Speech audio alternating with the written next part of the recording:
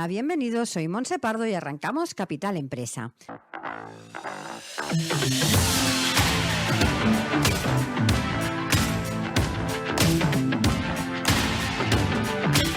Cada día, de lunes a viernes, os estaremos acompañando para hablar, como siempre, de empresas, de emprendedores y de comercio. Sigue con nosotros la actualidad que rodea el sector empresarial de la mano de nuestros colaboradores e invitados. Economía, inversiones, nuevos proyectos, comercio, formación, nuevas tecnologías. Como siempre, Capital Empresa, dando voz a tus necesidades.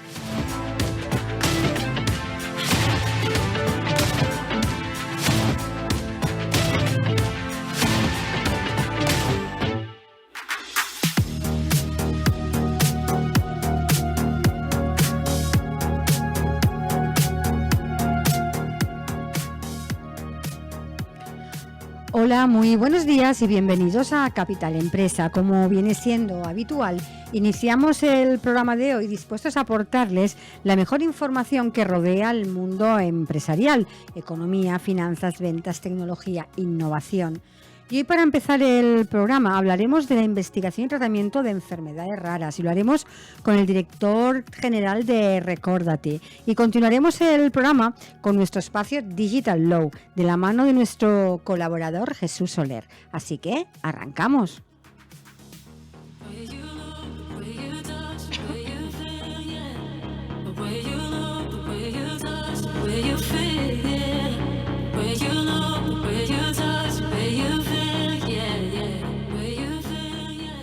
Estás escuchando Capital Empresa.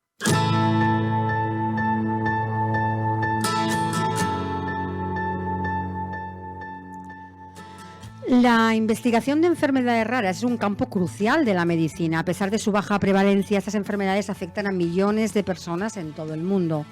Los avances científicos y tecnológicos están permitiendo identificar causas subyacentes, mejorar el diagnóstico y desarrollar tratamientos más efectivos, ofreciendo esperanza a quienes luchan contra estas condiciones desafiantes. Ayer y hasta mañana viernes se celebra en Barcelona el 64 Congreso de la Sociedad Española de Endocrinología y Nutrición, y Recordati está presentando sus puestas al día relacionadas con enfermedades endocrinas. Y para hablarnos precisamente de estas puestas al día, hablamos hoy con el doctor Juan Vila, director general de Recordati. Doctor Vila, bienvenido. Muchísimas gracias, buenos días. Buenos días. Para empezar y para que les conozcan un poquito más nuestros oyentes, cuéntenos un poco qué es Recordati. Muy bien, Montse, pues Recordati es una empresa que lleva ya 100 años de historia investigando, desarrollando y trayendo medicamentos innovadores para muy distintas enfermedades. Como dice su nombre y nos puede parecer, tiene un origen italiano, como muchas otras, en donde pues empieza en una pequeña farmacia, ¿no? En la parte de atrás, en la que pues empiezan a fabricar medicamentos y luego pues esto empieza a crecer, se industrializa y llega un momento en que también pues pasa a ser una empresa multinacional. Hace unos 30 años la empresa se da cuenta que hay un área específica, que es el área de las enfermedades raras, que es un área que está muy poquito trabajada. Hay muy poquita investigación, por causas de las que podemos hablar luego, y entonces decide poner una impronta y empezar a trabajar con mucho más foco en este campo para poder buscar medicamentos que solventen estas enfermedades para las cuales no había ninguna cura. Y así llevamos trabajando los últimos 30 años en enfermedades raras y eso es lo que nos ha traído aquí, a Barcelona y al Congreso de la Sociedad Española de Endocrinología, a presentar datos muy relevantes con algunos medicamentos que tenemos para algunas enfermedades raras en el campo de la endocrinología. Antes de centrarnos un poquito más en estas enfermedades, explíquenos qué debemos entender o qué es una enfermedad rara. Muy bien, pues es una buena pregunta. Una enfermedad rara nos puede sonar a que es algo como raro, ¿no? Como extraño. Realmente raro se refiere a aquella característica en la que es poco frecuente. Son enfermedades que apenas aparecen uno cada 2.000 recién nacidos. Por lo tanto, podríamos decir que en España, por hacernos una idea, hablando de una población de algo más de 47 millones de habitantes, estaríamos hablando que son enfermedades que no afectan a más de 3.000 personas.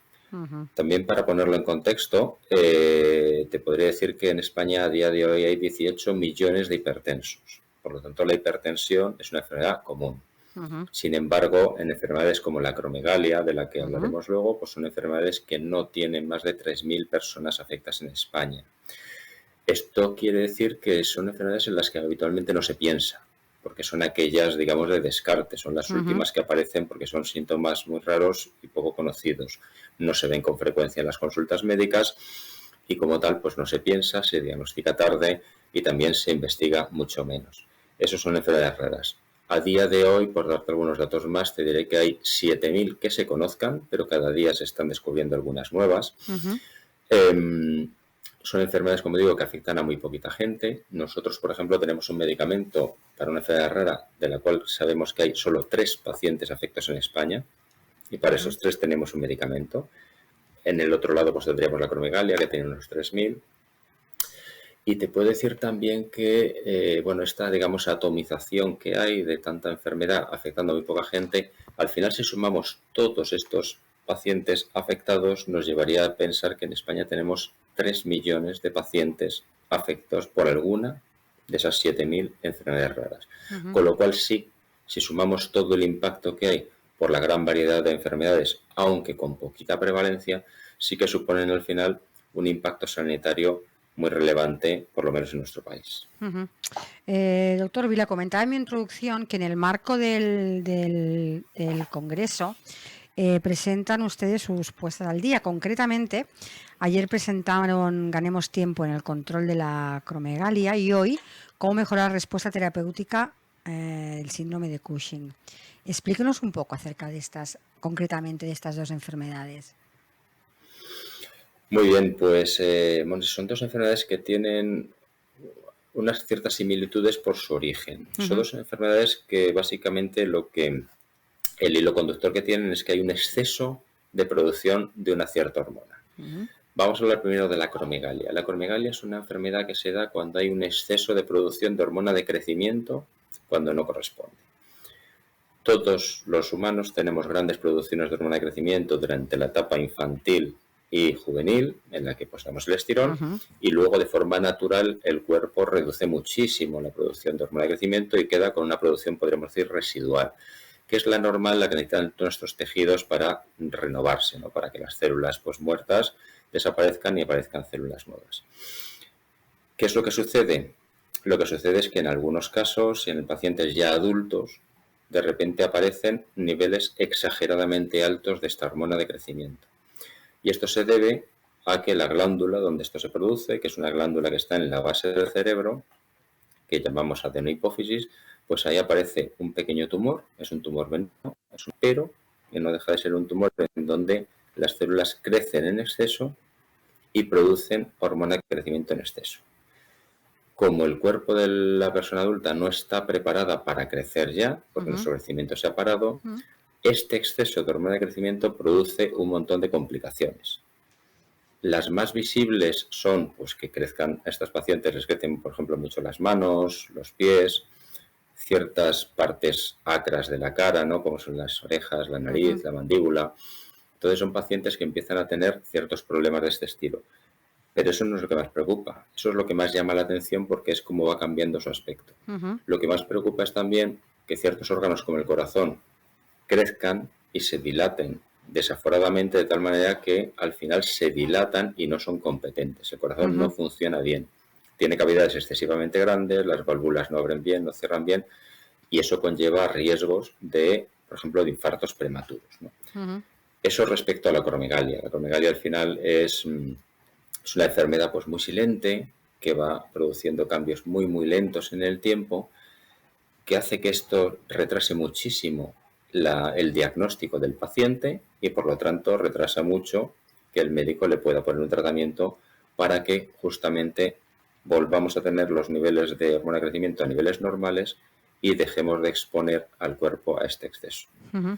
Si vamos a la otra enfermedad, la que me has mencionado también, de Sí. la que hablaremos hoy, que es el síndrome de Cushing, estaríamos hablando de algo muy similar.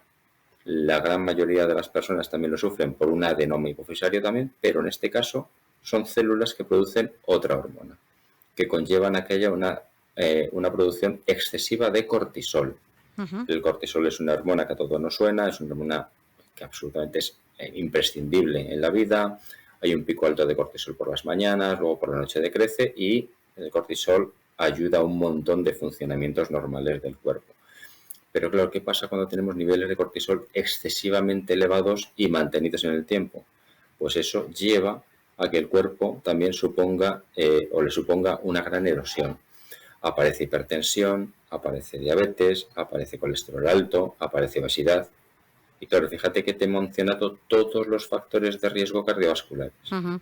Por lo tanto, estas personas lo que tienen al final es, debido a esos excesos de cortisol, factores de riesgo cardiovascular mantenidos en el tiempo que hacen que luego puedan tener un riesgo de eventos cardiovasculares, de infartos, etcétera, mucho mayores de los que tendría la población normal. Ujú. Entonces, en definitiva, estamos hablando de dos trastornos endocrinos, porque son dos trastornos por dos excesos de producción de dos hormonas que son necesarias en todos nosotros, pero que producidas en exceso conllevan al final a uno u otro alteraciones y morbimortalidades en este tipo de pacientes. Ujú. Doctor Vila, ¿cómo se estudian este tipo de enfermedades? Porque todos sabemos las enfermedades que podemos llamar comunes. Usted nos nombraba la hipertensión, como puede ser, ya pongo otra un poco más, como la diabetes. Todos los laboratorios, todas las farmacéuticas tienen su producto enfocado a estas enfermedades. Pero estas enfermedades raras, ¿cómo se investigan y cómo se trabajan?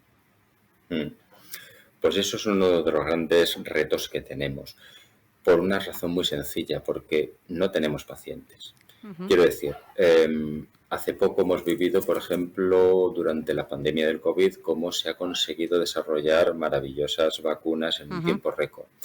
Y esto es algo muy sencillo porque, por ejemplo, el desarrollo de una vacuna pues supone que haya una serie de voluntarios. Claro, en medio de una pandemia pues surgían los voluntarios por Claro. miles. Y luego la vacunación es algo que te ponen la inyección y en una semana sabemos si tienes ya los anticuerpos. Con lo cual era, digamos, muy fácil reclutar miles de pacientes y además era muy fácil tener resultados en apenas una semana. Ujú. Vámonos ahora a nuestro caso. Estamos hablando de enfermedades raras, acromegalia o síndrome de Cushing. Sí. Aquí tenemos muy pocos pacientes. Por lo tanto, lo primero es que es muy difícil reclutar los pacientes y poder estudiarles. Porque no sabemos dónde están, porque muchos de ellos todavía no se han diagnosticado o porque a lo mejor se han diagnosticado o están en tratamiento y ya no son susceptibles de poder tratarse. Entonces, uno de los grandes retos que tenemos en investigación médica es cómo hacer investigación con enfermedades donde apenas tenemos pacientes. Para esto hay ciertas medidas y las autoridades sanitarias nos permiten de alguna manera ciertas excepciones, ¿no? Ujú. Si en un plan clínico de un medicamento normal estaríamos haciendo tratamientos o estudios con miles de pacientes, en este caso nos permiten a veces ir simplemente pues con unas docenas de pacientes y con los datos que esto nos ha aportado, ¿no? Ujú. Entonces, bueno, eso es uno de los grandes retos. El otro reto, lógicamente, es el coste enorme que tiene la investigación.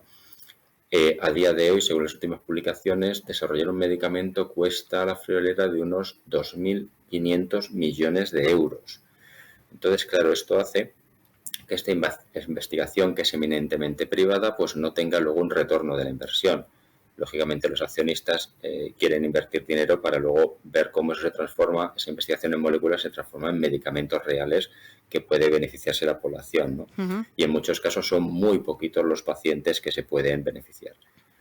Por eso aquí también la legislación nos ayuda y hace que estos medicamentos tengan una consideración especial. Son nombrados huérfanos, Sí. se llama así porque se tratan como huérfanitos, quiere decir que no tienes a nadie que te proteja, y entonces sí que la legislación te protege. Entonces da una extensión de patente un poquito más prolongada, hace también que aunque se hayan publicado datos aún pueda seguirse investigando con protección de patente, etcétera.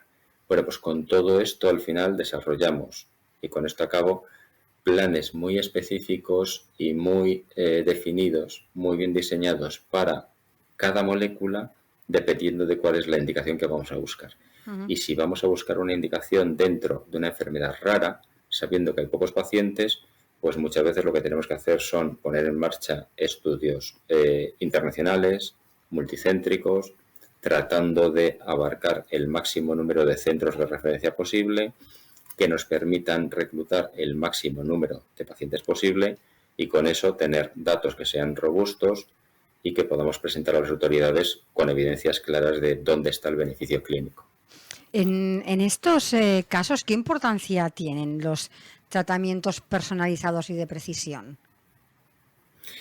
Pues muchísima. Yo creo que en medicina estamos viendo todo un cambio de paradigma. Venimos de una medicina histórica en la que todo de alguna manera se establece por líneas de tratamiento, ¿no?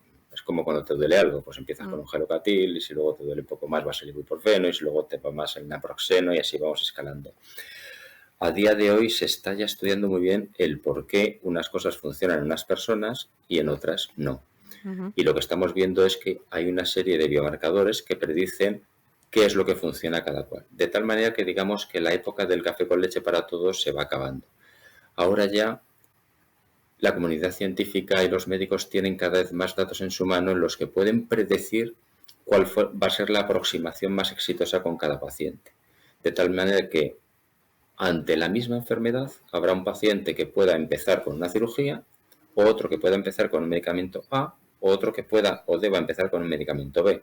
¿Por qué? Porque estas opciones son lo que se sabe que a priorísticamente es lo que les va a dar más posibilidades de éxito. Mientras que en el pasado todos los pacientes habrían tenido que pasar por la opción A, si no funciona luego por la B y si no funciona por la C. Con lo cual lo que vamos acumulando es un montón de tiempo, de meses y de años perdidos en los que hemos tratado a veces con tratamientos que a día de hoy ya podemos saber con anticipación que igual no son la mejor opción. Doctor Vila, ¿hay suficientes ayudas para la investigación de esas enfermedades y de su tratamiento? Bueno, es una pregunta muy complicada, ¿no? Yo diría que siempre es susceptible de haber más y mejores ayudas, o al menos más rápidas, ¿no? Ahora mismo se está revisando todo lo que es la legislación europea en cuanto a protección de patentes de medicamentos huérfanos. Aquí tenemos algunas propuestas enfrente que no son del todo muy halagüeñas para la comunidad científica, porque lo que se quiere es reducir estos tiempos de protección de patente. Eso, por un lado, puede favorecer que se desarrollen luego industrialmente copias, ¿no?, biosimilares o genéricos con mayor anticipación, pero por otro lado también puede frenar la investigación, porque si no somos capaces de proteger aquellas innovaciones terapéuticas para que los laboratorios las lleven a cabo, pues es muy probable que luego esto ponga freno a los inversores que quieran investigar. Otro de los ejes en los que podemos hablar también es qué ayudas tienen los pacientes, ¿no? Lógicamente nos cabe pensar que aquellas patologías crónicas que tienen muchísimos pacientes pues están mucho más organizados y tienen mucho más soporte de la comunidad o del propio Estado. Mientras que nosotros, en nuestro caso, estamos a veces afrontando enfermedades que ni siquiera tienen una asociación de pacientes detrás, porque son pocos, porque están muy dispersos, porque no se conocen o por el propio estigma que pueda tener la enfermedad. Entonces, a ese nivel también creemos que las ayudas que puedan llegar a las asociaciones de pacientes para que estos a su vez también estén mucho mejor conectados, tengan mejor conocimiento de dónde están los centros de referencia o tengan mejor conocimiento de estudios que hay abiertos en los que puedan participar, etcétera, pues creo que todo esto ayudaría muchísimo. Entonces, en definitiva, todo lo que sean ayudas que vengan a más para lo que es la investigación, el desarrollo de los medicamentos y facilitar información a los pacientes para que encuentren las vías de cómo mejorar sus tratamientos, desde luego van a ser muy bienvenidas. ¿Y existe o no rentabilidad en este tipo de investigaciones? Rentabilidad siempre hay. Es una rentabilidad a una escala menor. O sea, tenemos que pensar que son medicamentos, obviamente, pues que lógicamente van a tratar a muy poca gente y por lo tanto pues van a generar muy pocos recursos.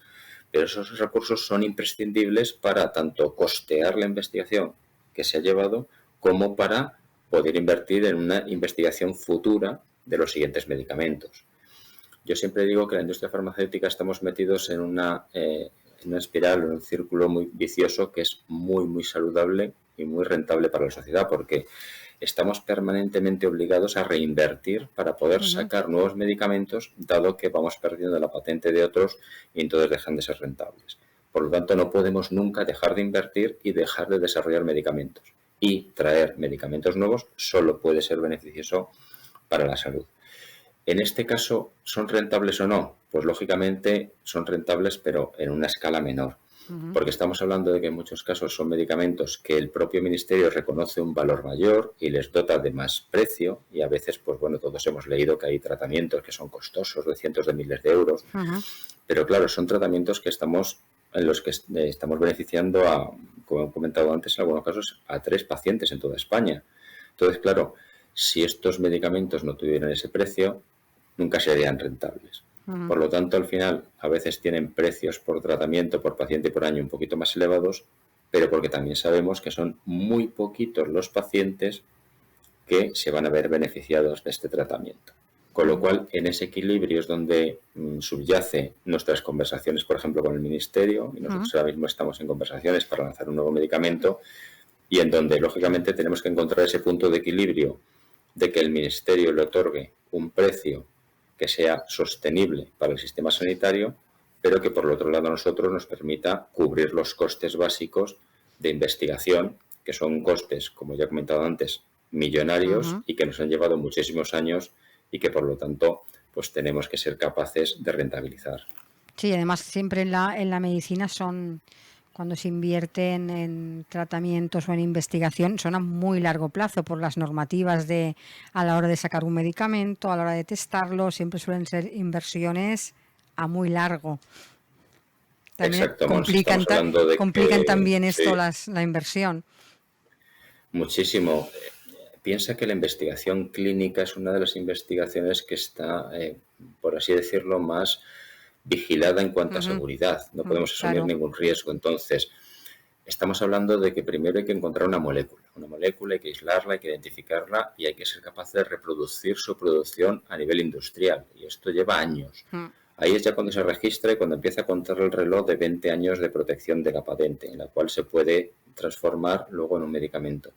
Pero es que luego empezamos la parte preclínica, toda la investigación que se hace en animales, porque claro, no se asume ningún riesgo ni se salta a investigar en humanos si previamente en animales no hemos testado sobre todo la seguridad.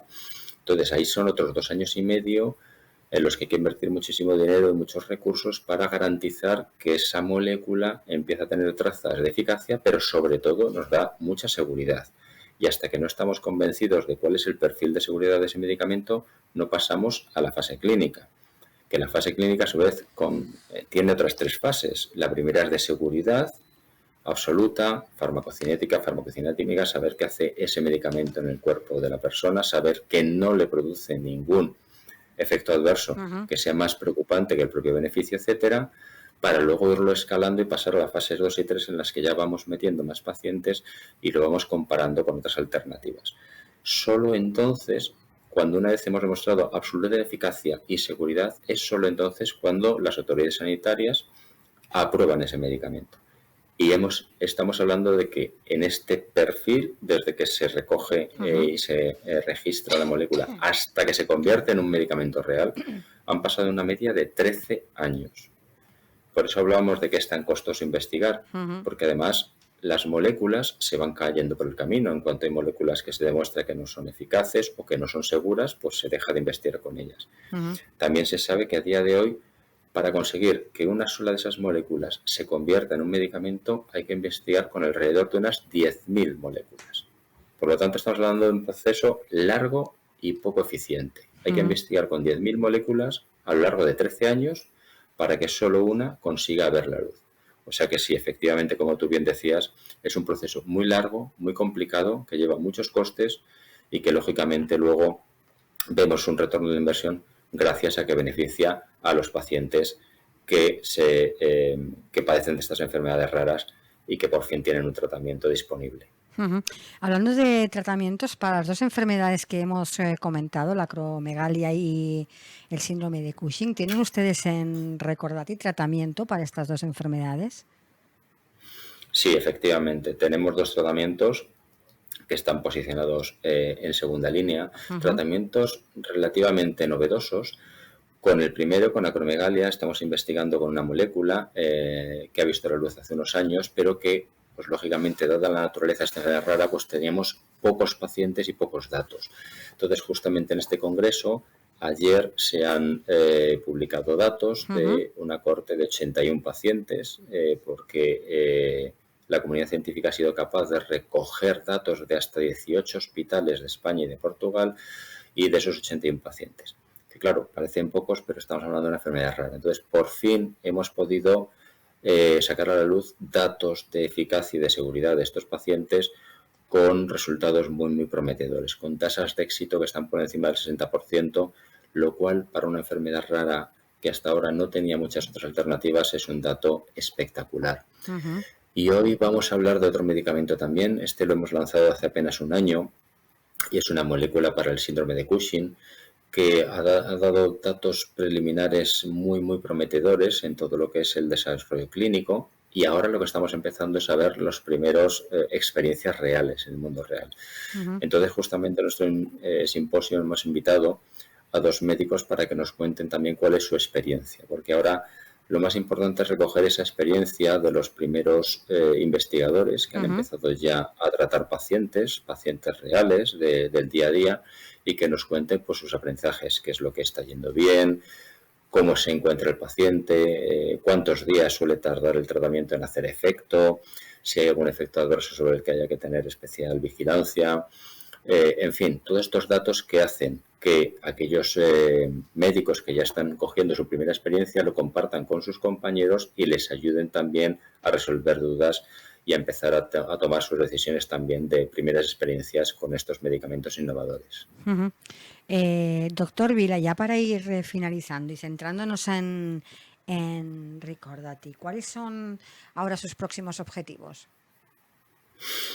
Bueno, pues en Recordati, concretamente en Recordati Rare Diseases, que es la empresa que dirijo yo, que está únicamente especializada en enfermedades raras, tenemos a día de hoy 15 medicamentos para hasta 27 enfermedades raras, lo cual pues bueno nos enorgullece porque no son muchas si las comparamos con las 7.000 que existen, pero si pensamos que de estas 7.000 solo hay 200 que tienen un tratamiento y nosotros damos solución a 27, pues bueno, ahí está un poco el dato de nuestro compromiso con las enfermedades raras. Ahora mismo estamos trabajando en 3 ejes. Tenemos un eje clásico con el que empezamos hace 30 años, que son patologías metabólicas, muchas de ellas pues en patología pediátrica, algunas de las pruebas del talón que se hacen los niños, estas enfermedades, pues ahora ya somos capaces de brindar tratamientos para estos niños para que tengan un desarrollo absolutamente normal. El segundo eje es el que estamos comentando hoy, que es el endocrino, que es trabajar en enfermedades endocrinas raras y en donde pues estamos ya trayendo medicamentos muy innovadores de los cuales estamos ahora compartiendo las primeras experiencias. Pero luego también hay una tercera pata en la que estamos empezando a trabajar, que es en la oncología, porque también en oncología, en el campo de la oncología hay mucha enfermedad rara y hay también mucho que decir. Y ahí tenemos algunas soluciones muy, muy innovadoras con anticuerpos, con tratamientos muy modernos, o para, por ejemplo, el cáncer renal, que también estamos teniendo resultados muy prometedores y que esperamos que dentro de poco podamos también publicar alguna cohorte de resultados en donde se está viendo tasas de éxito y de supervivencia mucho mayores de lo que esperábamos. En definitiva, estamos trabajando en esos 3 ejes, ¿no? El eje del metabolismo, trastornos metabólicos, trastornos endocrinos, y en el campo de la oncología, que es un campo cada vez más prevalente, como sabemos, porque cada vez vivimos más tiempo y, por lo tanto, cuanto más tiempo le demos al cuerpo a que puedan surgir estas patologías, pues también luego nosotros tenemos el compromiso de buscar una solución para ellas. Pues, doctor Vila, muchísimas gracias por haber participado en nuestro programa para hablarnos, dar visibilidad a estas enfermedades raras y a sus tratamientos, y sobre todo agradecerle atendernos desde el Congreso, teniendo en cuenta que en una media horita ya presentan su segunda puesta al día. Así que muchas gracias. Exacto. Gracias a vosotros. Buen día. Un saludo. Adiós.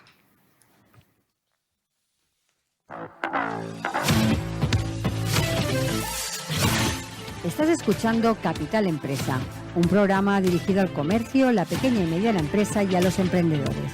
Capital Empresa, donde damos voz a tus necesidades.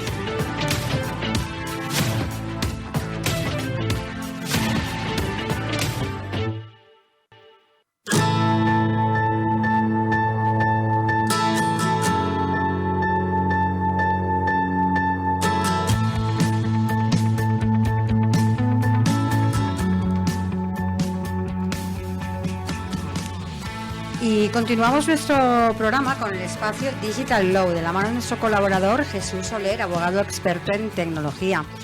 Jesús, buenos días y bienvenido. Buenos días. ¿Qué tal? Bien. ¿Bien? Empezando la temporada, ¿no? Muy bien. Bueno, ya empezó. Ya empezó, pero bueno, ahí estamos. ¿De qué vamos a hablar hoy, Hoy Jesús? vamos a hablar de cosas prácticas, jurídicas pero prácticas. Hoy no vamos a criticar leyes ni decir que es de la... Bueno, hoy lo que se trata es decir, bueno, la ley es la que tengo. Ahora tengo que aplicarla. Vale. Y decirle a los clientes que la tienen que aplicar y hay que buscarles un sistema. Entonces, en mi despacho, en Cartaña Abogados, hemos diseñado un sistema para cómo facilitar a los clientes que cumplan con la ley de protección del informante, que es establecer un canal de denuncias o canal de información. Hemos hablado alguna vez de los canales de este tema. Sí, hablamos cuando salió la ley de protección del informante con sus críticas, cómo estaba hecha la ley, etc. Ahora lo que tenemos que decir es que la ley es la que hay, no hay más. Ahora hay que aplicarla. Ahora hay que aplicarla. Entonces tenemos que buscar un sistema para que sea fácil, cómodo, que no sea complicado, porque piensa que en diciembre lo van a tener que aplicar todas las empresas de 50 trabajadores. De más de 50 para arriba, De 50 ¿no? para arriba, y hay muchas. Sí, muchísimas. Y lo que no puedes hacer es a empresas carpinterías, empresas de pintura, de instalación, complicarles la vida. Entonces lo que tienes que hacer es un sistema que sea fácil, que ayudar a la implementación, ¿no? claro, Todo que este se pueda proceso. incorporar a su página web, que sea sencillo, que sea fácil el control. Nosotros como despacho les ayudamos a la implantación, instalamos la herramienta, hacemos todo el control, les creamos un código ético, les creamos todos los protocolos de cómo tienen que funcionar y, si además les interesa, gestionamos lo que es el canal en sí y el comité. Porque piensa que la ley está configurada de forma que tiene que haber un canal, un sistema para comunicarse con la empresa, que ahí lleguen las informaciones de los delitos y de las infracciones o de las faltas de normativa. También integramos el canal de acoso, que también es obligatorio, a las empresas de 50, con lo cual ya tenemos un camino único para entrar cosas. Con el tiempo acabaremos integrando los otros dos vías de información, que es el canal de protección de datos y la solicitud de derechos con el DPO, y posiblemente en empresas que lo necesiten el canal de consumidores, ¿vale? Que es la otra vía de llegar información, ¿no? Ya hablamos en su día de que tendría que haber un responsable de canales de información, etc. De momento hemos creado ya un sistema para integrar el canal de acoso, que hay que hacerlo sí o sí, y el canal de información, que hay que hacerlo sí o sí. Para empezar un poco desde el principio, ¿qué significa para una empresa la implementación de estos dos? Para que nos hagamos la Pues idea que tienen que tener un canal de información, de comunicación, donde un tercero, un trabajador, cualquiera que vea un ilícito o algo que no cumple la normativa o algo que él presume que no es correcto, incluso éticamente, para comunicárselo a la empresa. Y ese canal puede ser por diferentes vías. La fácil es conectar un canal a través de la página web. Se pueden enviar email, se pueden enviar cartas, se puede pedir entrevistas. Hay diferentes sistemas, pero la forma fácil es que si tú te enteras de que una empresa hace algo que no te gusta o que tú crees que no te gusta, entres en la página web, cliques en canal de información y le hagas una comunicación. Además, esa vía te permite que sea anónimo, que es algo muy importante. Esa protección del informante es que además sea anónimo, porque un trabajador que está dentro de la empresa y ve algo que no está bien, puede pensar que puede peligrar su puesto de trabajo si hace una denuncia o hace una comunicación de algo que no está bien porque un compañero, un comercial o lo que sea hace una conducta que no es demasiado ética, o incluso que es de acoso, o sea, típico. Entonces puedes estar señalado diciendo, es que este tío... Claro. La forma... Que debe pasar muchas veces eso. Siempre, bueno, siempre. Casi siempre. Casi siempre. Sí, normalmente en una empresa, cuando la comunicación o la información es pública, dice quién es, puede haber muchas veces cosas de venganza o de inquinas internas. Vale. Con lo cual ahí dices, en cambio cuando es anónimo, dices, yo he visto esto, cuidado. ¿Vale? También puede pasar que sea por inquina y tú tiras la piedra y escondes la mano. Puede pasar. Bueno, pero detrás también hay una... Claro, el vehículo, lo que nos permite la herramienta es que primero tengamos un canal para que me llegue la información. Punto 1. Que la información pueda ser anónima. Punto 2. Que facilito todo un panel de los ilícitos y de las cosas que pueden estar mal en la empresa. Y una de ellas es el canal de acoso y acoso sexual, ¿no? Sí. Assetjament, sí, acoso sexual. ¿no? Entonces dices, ya tengo esta vía para cumplir estas dos leyes. Perfecto.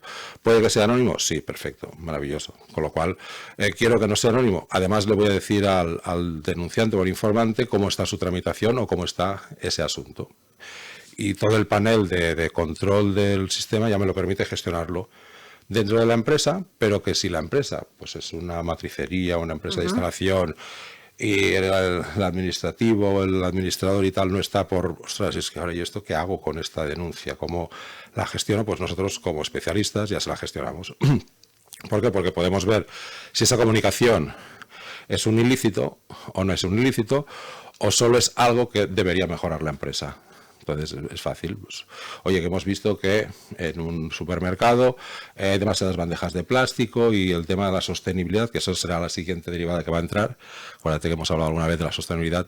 De aquí a poco va a empezar a ver. Sí, porque ya empieza a sonar. Sí, va a empezar que bastante. la ODS, la sostenibilidad y los plásticos y todas estas cosas van a empezar a caer.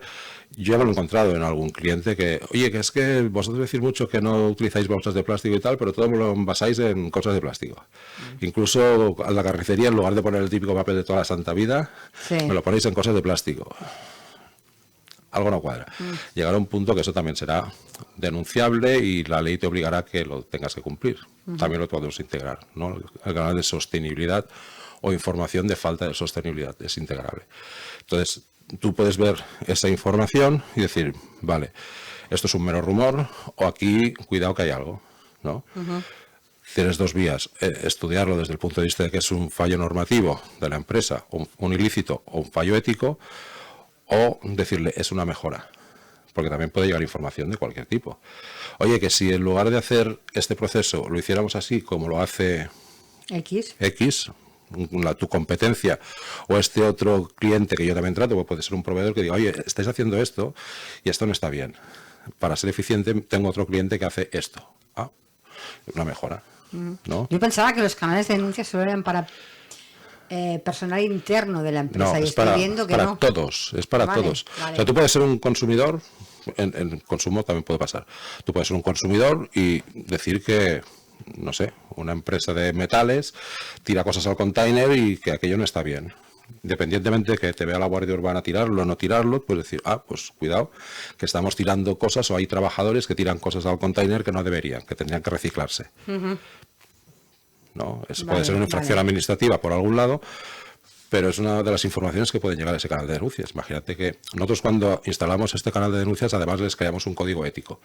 Código ético de que vas a cumplir la norma, que vas a prevenir las cosas, lo vas a vigilar, y luego ya puedes meterle ecología, todo lo que tú quieras, ¿no? Incluso ya empiezan a llegarnos documentos que tenemos que redactar para clientes donde justamente hablan de la sostenibilidad, ¿no? Que es una empresa sostenible, bueno, en fin, los reciclajes, todo esto. Sí.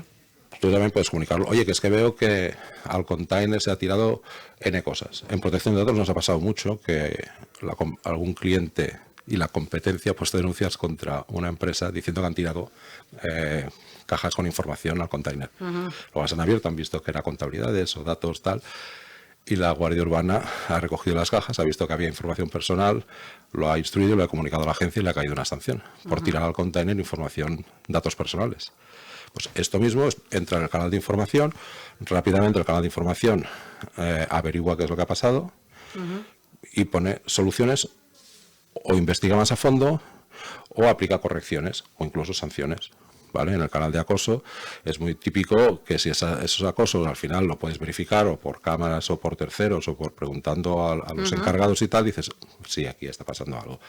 Y a ese acosador o acosadora le acabes haciendo pues una recomendación o una suspensión o un despido disciplinario perfectamente. Son decisiones que tiene que tomar el comité de información. Tú como abogado puedes formar parte de ese comité de información porque tienes las herramientas jurídicas para ver si eso hasta dónde llega y que la empresa no tiene por qué tener, ¿no? Entonces tú lo que haces es vehiculizar todo ese sistema de información, analizarlo y recomendar al órgano de administración, al consejo, al administrador, que tome decisiones.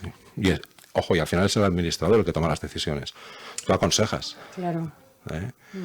pero tienes un vehículo que es muy fácil de instalar en sus páginas, que funciona con un QR y con un link, va directamente al panel, sale toda la información, los códigos éticos, el panel de infracciones, si lo quieres anonimizar y no, si quieres que te informen o no, te llegan automáticamente los comentarios.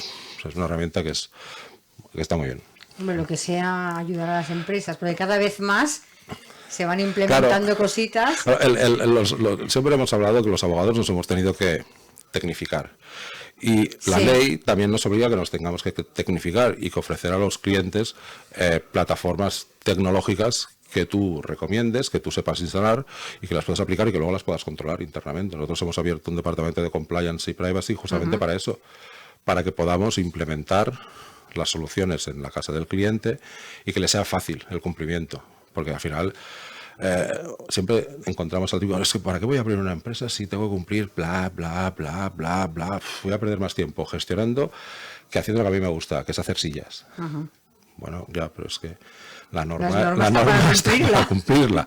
Si mañana tú haces sillas y resulta compras madera no se sabe dónde, que es antiecológica, que ha salido de bosques tropicales, etc., y hay una norma que dice que esa madera no puedes utilizarla, te lo tendré que decir. Claro. Porque por muy buen carpintero que quieras y hacer muebles de caoba, de donde sea, si resulta que esa madera no tiene un certificado ecológico, no la puedes utilizar, por muy maravillosas que hagan las sillas. Y eso entraría en el canal de denuncia diciendo, oiga, que es que estas no me ha dado cuando he comprado la silla que yo quería que fuera de madera de palo santo del no sé dónde, no me ha presentado un certificado de sostenibilidad. Ah, no. Luego encontramos los piratas, como siempre. Sí. Pero si tú quieres estar dentro de la norma, tienes que seguir una serie de parámetros. ¿Qué te permite? Justamente, es una ventaja que el canal de información sea para todos porque te ayuda. O sea, tú como administrador, ¿qué te interesa?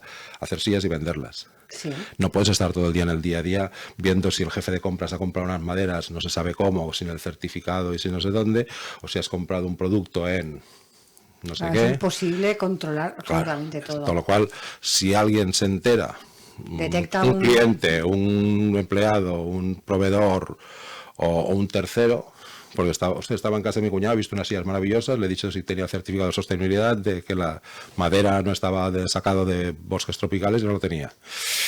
Y puede entrar, espérate que yo estoy aquí, lo soluciono yo ahora. Y la cena de Navidad, él mismo entra al canal de denuncias del cliente de la carpintería y hace una información diciendo, oye, sí, que es que he visto que hay unas sillas que son tuyas, que son maravillosas, son un diseño estupendo, pero me ha dicho que tienes certificado de sostenibilidad. Cuidado porque ahí hay un problema. ¿Vale? Entonces permite que cualquiera entre anónimamente y que si encima tú eres del típico que quieres enterarte cómo va el asunto, pues puedes poner tu nombre, tu email y te llegará la información de en qué estado de tramitación está el expediente. Está bien, ¿no? Sí, sí. O sea, lo que te permite es el cliente que haga lo que sabe hacer, vender sillas o fabricarlas. Y nosotros nos encargamos del resto. Con lo cual dices, bueno, tengo una tranquilidad de que... esto ayuda bastante porque yo cada vez en el programa lo hemos ido viendo. Ahora ha salido esta norma, claro. Luego esta, luego hay que aplicar no sé qué, luego que si la ley de protección, la de la canal de denuncias, la de acoso. Llega un momento que dices... Claro, tengo que tener personal aquí para un montón, claro. Acuérdate que hablamos de los sistemas de canales de información que tienen que llegar a la empresa. En las empresas de 50 trabajadores tienen que llegar el canal de acoso, el canal de información de denuncias, el canal, posiblemente el canal de consumidores si haces venta online. Y si no haces venta online, pues también, porque imagínate que es un supermercado más o menos grande o más o menos pequeño o una frutería con 2 o 3 centros. ¡Pum! Ya tienes que cumplirlo, ¿no? O sea que al final dices... ¿cuántos canales tengo que meter aquí? Canal de protección de datos. Siempre tiene que haber, pues siempre tratas protección de datos. La compliance penal. O sea, al final dice, ¿por dónde me entra información? Todo eso tienes que canalizarlo y que alguien sepa hacerlo. Y una empresa de 50, 60, 70 trabajadores no puede dedicar un sueldo de una persona formada o para formarla, que al final te va a costar 30, 40.000 euros, pues solo dedicarla a eso. Claro, porque el volumen tampoco es de trabajo absolutamente diario, 47.000 denuncias. Claro, en una empresa de 50 trabajadores, no, en una empresa de 10.000 posiblemente sí que lleguen bastantes cosas que haya que investigar, que estés todo el día dando vueltas o que se acumule cosas porque en algún centro pasan cosas. Estadísticamente. No, pero es como resulta que la norma dice 50 trabajadores, pues ahí. Y que no se ponga cachondo algún día o alguno de los ministerios nuevos o el día que tengamos gobierno y diga, ahora el ministerio de no sé qué, como lo llamen nuevo, ahora vamos a hacer que esas leyes que nosotros creamos todo tope, ahora van a poner investigación de a ver quién ha cumplido a partir de diciembre esta norma o no. Y se pongan cachondos y empiezan a enviar gente. Porque a partir de diciembre es de obligadísimo cumplimiento. Claro, hasta ahora no queda nada. Hasta ahora era 250 trabajadores y ahora serán 50. Todas las empresas públicas ya. Pero es decir, que de 250 trabajadores ya tenían que estar funcionando. Desde febrero o marzo, sí, ya tenían que estar funcionando. Vale. Que tampoco. Ya. Pero es de 50, que son, no te digo yo que el 50% de las empresas, de las pymes españolas, están ahí en ese volumen, 50, 60, 70, 100, ¿no? Para llegar al umbral de 1.000 o 500 o 1.000 trabajadores ya tienes una empresita decente. Sí. Pero el resto, 50 trabajadores, hay muchas que lo tienen. Sí. Una empresa de import-export, empresas de automóviles que tenga varios centros de venta, pues una empresa que a lo mejor no es muy grande, pero tiene varios equipos de comerciales y ya te hacen las 50. Ya está, correcto. Casas de fotocopiadoras, preventas de coches, ventas de segunda mano, todo esto ya tienen 50 trabajadores. Ahora, imagínate una empresa que tenga varios centros de venta de coches de segunda mano con 30, 50 vendedores, más administración, más dirección, más recursos humanos, ya estás ahí. Pues que cuando tú compres un coche, que resulta que hay un problema, que no sé qué, hostia, es que a mí el vendedor me ha vendido una moto, me ha dicho que este coche es maravilloso, me lo han traído de Alemania y luego yo me he puesto y esto no ha venido de Alemania, ha venido de no se sabe dónde. Y la rueda, y decía que tenía 1.000 kilómetros y tiene 200.000. Aparte que eso es una reclamación de consumo que entraría por aquí o saltarías directamente a consumidores, a la Generalitat en este caso, lo puedes meter por el canal de decir, sí, pero oye, vale, yo ya he puesto la denuncia correspondiente, pero es que fulanito de tu tienda de no sé dónde ya han ido varios amigos míos y les ha vendido la moto de que estos coches vienen de Alemania, súper tal, súper cual, y ya he visto un par de veces que cuidadín. Entonces dices, tú puedes estar engañando porque tu política de empresa es comprarlos y luego decirlo, pero que cuidado, que lo que están vendiendo los compradores es publicidad engañosa. Otro ilícito. Claro. Entonces, a lo mejor el administrador no sabía que lo que estaba importando porque el jefe de compras le ha engañado también porque se lleva una comisión por detrás. Los vendedores pues también se llevan otra comisión por vender esos productos que al final tampoco están bien. Y el administrador estaba en la inopia porque lo que se dedica es a dirigir pues, sus garajes y a gestionar. Porque es el típico caso de que hoy vendo coches, mañana vendo muchos más coches y al final tengo una empresa de vender coches y yo no vendo. Yo lo que hago es gestionar. Entonces la gestión es donde la cagan. ¿No? Por eso hay que darles herramientas para que ese gestor, ese administrador, pueda llegar a conocer cosas previamente. Porque imagínate este preventa de coches, que eso llega a las redes. O sea, que tu cuñado, en lugar de ponerlo en el canal de denuncias, lo pone en Facebook, Instagram, bla, bla, bla. Entonces empieza a correr que los coches que me vende Recambios Juanito, pues... Ojo, cuidadín de dónde han salido, ¿no? Entonces, claro, ahí empiezas a hacer la bola grande. Lo que haces es intentar solucionar las cosas antes, o sea, con ese canal de denuncias lo averiguas antes de lo podrías averiguar, y segundo, le pones remedio antes, con lo cual ganas dinero y ganas reputación. Eso iba a decirte que eso es importante para una empresa por la reputación. El daño reputacional es muy importante, muy importante. O sea, cuando lo típico que tienes, cuando llega un troll y hace esa troleada, decir pam, investígalo y ponle remedio rapidito. Porque puede ser una troleada o puede ser verdad. ¿No? Pues la competencia que hace una denuncia, entonces el trabajo que consiste en ver si esto tiene sentido o no tiene sentido, también puede pasar, ¿no? Por eso tiene que haber un equipo de profesionales detrás que digan esto huele mal o no huele mal. Porque yo siempre me he acordado cuando yo era una persona normal y trabajaba en una empresa. ¿Qué quiere decir una persona? Normal y trabajaba en una empresa ensuciándome las manos, que el dueño, que era un dueño, en aquella época era el dueño, hablamos de los 80, de vez en cuando se daba paseos por la empresa y se ponían las máquinas a trabajar de lo que él había trabajado hacía 30 años, que ya no se acordaba. Entonces es cuando veía, oye, pero esto que estáis haciendo y esto otro que estáis tirando aquí y lo otro no sé qué. Y aquel día había repaso general. Entonces, eso mismo se consigue hoy en día con un canal de denuncias, ¿no? Y es esa herramienta que nosotros ya tenemos en marcha y que ya estamos ofreciendo a nuestros clientes. Ahora que hacemos ya el traslado y ampliamos despacho y bla, bla, bla.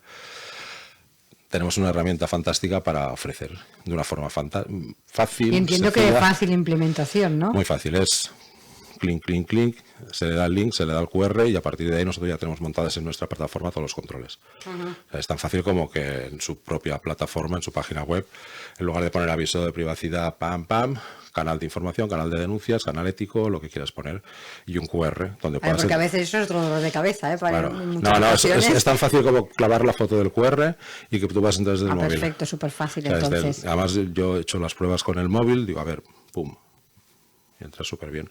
Es muy ágil, porque la plataforma que tenemos detrás es una de las más grandes que hay, con lo cual sabemos que no has hecho una plataforma que luego esto para que vaya... A ver, que no soporta ni que den 10. No, esta es una plataforma de las más grandes, con lo cual haces clic y sabes que no te vas a quedar colgado y tal. Al final es lo de siempre. Si puedes hacer las cosas tú mismo y programarlas, es todo maravilloso, es muy... Ya, pero si están Pero hechas si y bien hechas, si está hecha y bien hecha... hay que aprovechar. Cómprala, ¿no? Es lo típico, tú puedes hacer las croquetas en casa, te lo pasarás fantástico, pero hay croquetas en el mercado que están muy bien y para un pim pam te solucionan la vida. Pues sí, la verdad es que sí. Pues Jesús, ya estamos prácticamente en hora. De todas formas, recuérdanos, ya que has dicho tu bufete de abogados. Pondremos el link un día de estos del bufete Claro. cartaña.es y pondremos justamente el link. Hemos colgado un post en LinkedIn y está, no sé si lo hemos puesto en KCN también, con el anuncio de que ya hemos implementado este canal. La semana que viene abrimos ya la página general para comunicarlo, ya se podrá clicar y ver la información. Sí, me parece una súper buena herramienta para ayudar a las empresas a implementar todo esto. Y depende de cómo es barata. Barata, ¿no? O sea, si quieres solo la plataforma, instalarla y punto, y con las 4 cosas, pues sale bien. Si quieres el paquete completo de que nosotros supervisemos, actuemos de abogados, analicemos, etc., pues claro, sale más caro porque implicas más horas. Claro, normal. Pero la plataforma en sí no es demasiado cara para lo que para el cumplimiento normativo que te estamos dando. Para la solución que le dais. Para la solución que estamos dando está bien. O sea, hay plataformas que salen muchísimo más caras. Plataformas que sin hacer nada te cobran 1.000, 1.500 euros al año. Sí, ya. Dice. Bastantes, ¿eh? Que Por te eso, asustas, ¿eh? por eso. Cuando pides presupuesto te quedas un poco... Y solo te sueltan la plataforma. Pum, ahí está la tela. No. Y luego, si quieres esto, más. Esto es una plataforma de nada incluido que se llama. Exactamente. Pues Jesús, colgaremos esa información para todos aquellos que quieran disponer de ella, que puedan contactar con vosotros. Perfecto. Y bueno, nos vemos la semana que viene, semana ¿no? que viene más, sí. ¿Sabes de qué hablaremos o sea sorpresa todavía? Es que tenemos un problema, porque es que como no hay gobierno, no sacan cosas nuevas. Entonces tenemos que hacer lo que ya tenemos hecho, ponerlo en marcha. Ya no podemos criticar. Bueno, cuando tengamos gobierno, entonces tenemos más trabajo. Claro, a partir de que haya gobiernos, con el día que lo haya, como van a hacer querer aquello marcar, claro. Pues hará cosas nuevas y... Ahí estaremos. Ahí estaremos. Pues Jesús, como siempre, muchas gracias. Muy bien, hasta luego.